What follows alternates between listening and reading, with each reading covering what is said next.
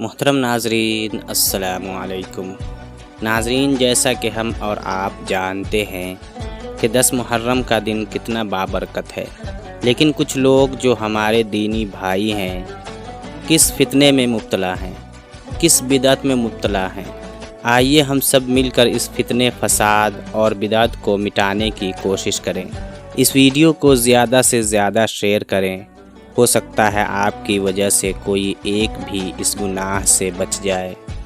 تو چلیے آج کی ویڈیو شروع کرتے ہیں، لیکن اس سے پہلے آپ سے گزارش ہے کہ ویڈیو کو لائک کر دیں۔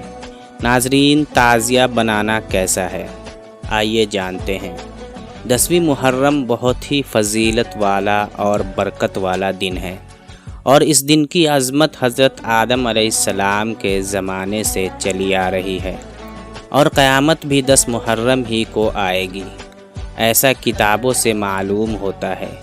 اس لیے اس دن زیادہ سے زیادہ اللہ کی یاد میں مشغول ہونے کی کوشش کرنا، روزہ رکھنا اور اپنے اہل و عیال پر فراخ دلی سے خرچ کرنے سے پورے سال برکت رہتی ہے۔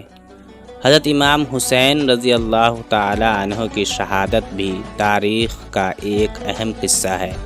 کوئی مسلمان ایسا نہ ہوگا جسے اس واقعے سے دلی رنج نہ پہنچا ہو، لیکن ان کی یاد میں تعزیہ بنانا اور اس کے ساتھ ناچنا، کودنا وغیرہ اہل سنت والجماعت کی ہر عالم نے اس سے منع کیا ہے۔ ہمارے یہاں تعزیہ کا جو رواج ہے وہ رافضیوں کی طرف سے آیا ہے، اور سب سے پہلے تیمور لنگ نامی بادشاہ کی شروع کی ہوئی رسم ہے۔ اس لیے یہ رسم بالکل بند کر دینی چاہیے، اور کسی بھی طرح سے اس میں مدد کرنا یہ سخت گناہ اور اللہ اور اس کے رسول کے حکم کی نافرمانی اور اہل بیت کرام کا مذاق کرنے کے مترادف ہے۔ تعزیہ کے ساتھ جو منت اور نذر و نیاز کا معاملہ جہلا کرتے ہیں، اس سے ایمان کے چھن جانے کا خطرہ رہتا ہے۔ اس لیے صرف تعزیہ بنانا بھی جائز نہیں ہے، حرام ہے۔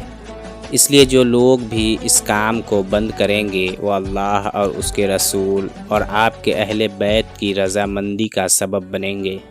ناظرین، امید کرتا ہوں کہ یہ معلوماتی ویڈیو آپ کو پسند آئی ہوگی۔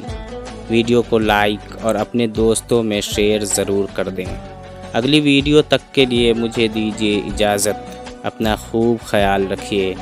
اللہ آپ کا حامی و ناصر ہو۔